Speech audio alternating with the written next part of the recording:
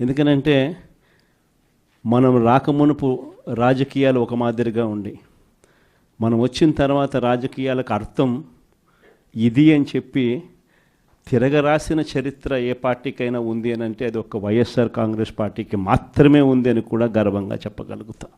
మనమంతా ప్రజల తరపున వాళ్లకు తోడుగా నిలబడాల్సిన సమయం వచ్చింది. గ్రామ స్థాయి నుంచి మనం బలోపేతం మళ్ళీ ఆర్గనైజ్డ్గా బలోపేతం జరగాలి.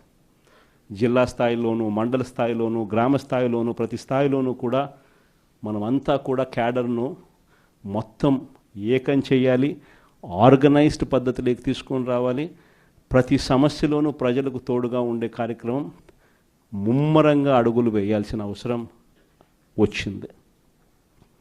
ఈరోజు జరుగుతూ ఉన్న పరిస్థితులు విషయాలు కూడా మీ అందరికీ కూడా తెలుసు. రెడ్ బుక్ రాజ్యాంగంలో ఎలా జరుగుతూ ఉన్నాయన్నది కూడా మీ అందరికీ కూడా తెలుసు. చంద్రబాబు నాయుడు గారు అనే వ్యక్తి ముఖ్యమంత్రిగా ఉన్నాడు. మామూలుగా ముఖ్యమంత్రిగా ఉన్న వ్యక్తికి ఒక హుందాతనం ఉంటుంది. ఈ మనిషికి ఆ హుందాతనం లేదు. ఈ మనిషికి ఏదైనా కూడా తాను ముఖ్యమంత్రి కాబట్టి ఏ పదవైనా తనకే కావాలి, తనకు సంఖ్యాబలం లేకపోయినా తనకే కావాలి అన్న అహంకారంతో ఈరోజు చంద్రబాబు నాయుడు రెడ్ బుక్ పాలన సాగిస్తూ ఉన్నాడు. 57 చోట్ల జరిగితే 7 చోట్ల ఎన్నికను వాయిదా వేశారు. ఎందుకనంటే అక్కడ చంద్రబాబు నాయుడుకు గెలిచే వాతావరణం కనిపించక ఆ 7 చోట్ల ఎన్నికలు వాయిదా చేశాడు.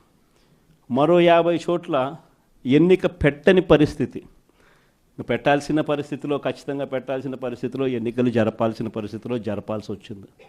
ఆ వచ్చిన చోట్ల కూడా 50 చోట్లలో 39 చోట్ల వైఎస్ఆర్సీపీ క్యాడర్ తెగింపుతో గట్టిగా నిలబడింది.